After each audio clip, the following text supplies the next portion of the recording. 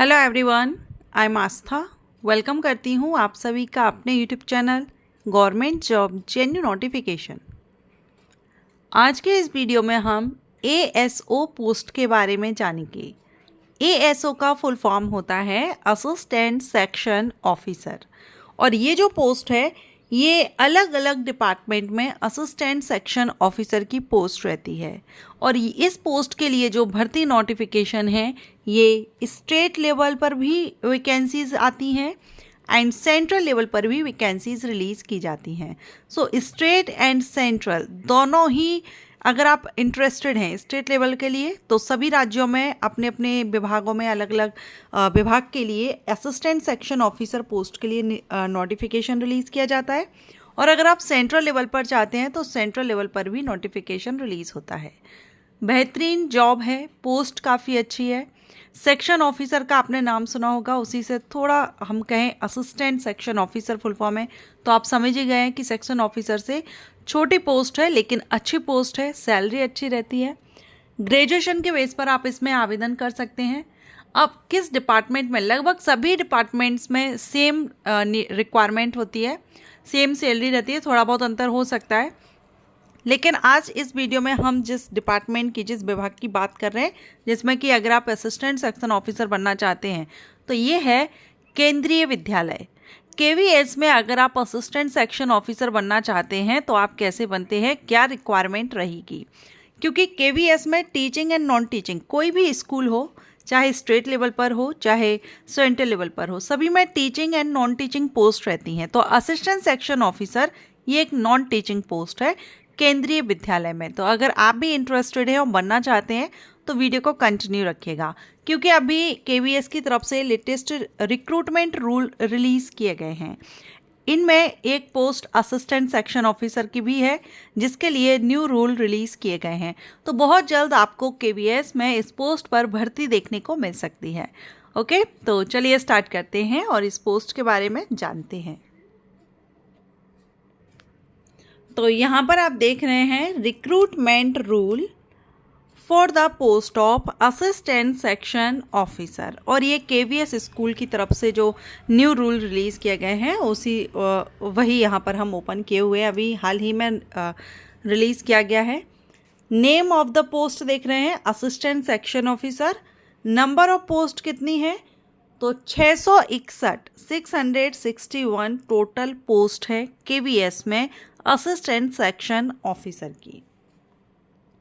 अब इसमें क्लासिफिकेशन अगर देखें तो ये ग्रुप बी के अंतर्गत ये पोस्ट रहेगी।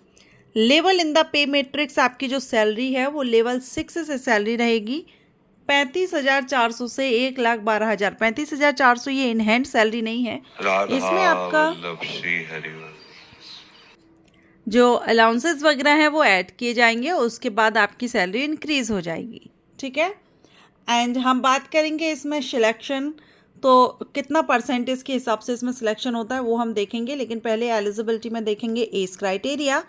तो डायरेक्ट रिक्रूटमेंट जो होती है, डायरेक्ट रिक्रूटमेंट मीन्स जो फ्रेशर कैंडिडेट या हम कहें सीधी भर्ती जो रहती है, परमानेंट भर्ती जो रहती है, उसमें आपके लिए जो रिक्वायरमेंट है वो है 35 वर्ष, 35 साल अपर एज लिमिट है अनरिजर्व कैटेगरीज के कैंडिडेट के लिए।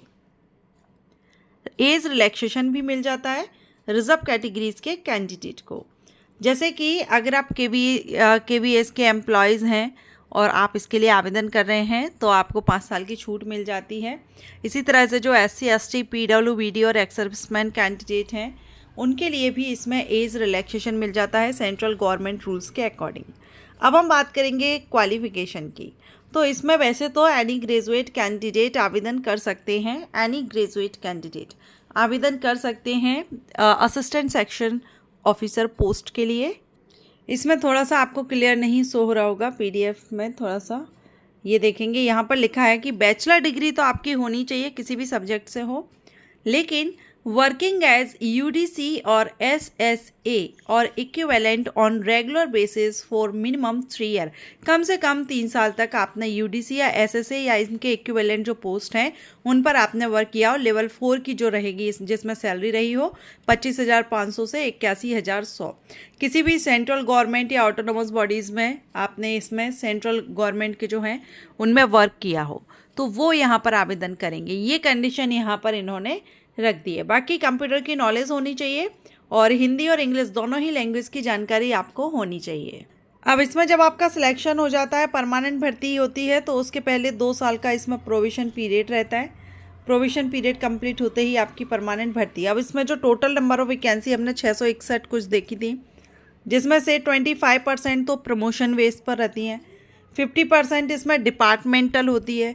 अब बची 25% जो खाली पोस्ट रह जाती हैं, इन पदों के लिए डायरेक्ट रिक्रूटमेंट नोटिफिकेशन रिलीज़ किया जाता है। तो वैकेंसी इतनी ज़्यादा तो नहीं है क्योंकि 661 तो टोटल पोस्ट ही हैं, उसमें से 25% और 50% आप हटा दीजिए, मीन्स 75% आप हटा दीजिए। बाकी का जो 25% सीट बचती हैं उन पर ही डायरेक्ट भर्ती यहाँ पर की जाती है। लेकिन अच्छी अपॉर्चुनिटी है, अच्छी पोस्ट है। अगर आप ग्रेजुएट हों और आपके पास 3 साल का वर्क का एक्सपीरियंस है UDC या SSA की पोस्ट के हिसाब से, तो फिर आप इसका वेट कर सकते हैं। बहुत जल्द आपको इसका नोटिफिकेशन देखने को मिलेगा। और केंद्रीय विद्यालय की जॉब है तो आपको सेंट्रल गवर्नमेंट की जो भी फैसिलिटीज़ रहती है, जो भी अलाउंसेस हैं, वो सब आपको इसमें दिए जाते हैं। तो अच्छा मौका है। अगर 2025 का जो नोटिफिकेशन कब तक आएगा ये तो हम नहीं कह सकते, लेकिन अभी रिक्रूटमेंट रूल रिलीज़ हो चुका है तो जल्द ही आपको इसका नोटिफिकेशन देखने को मिल जाएगा। ये इन्फॉर्मेशन आपको अच्छी लगी हो, पसंद आई हो तो वीडियो को लाइक कीजिएगा। और अदर किसी पोस्ट के बारे में आप डिटेल चाहते हैं, कोर्सेज़ के बारे में, एंट्रेंस एग्ज़ाम के बारे में, तो आप मुझे कमेंट करके बताइएगा। Thank you.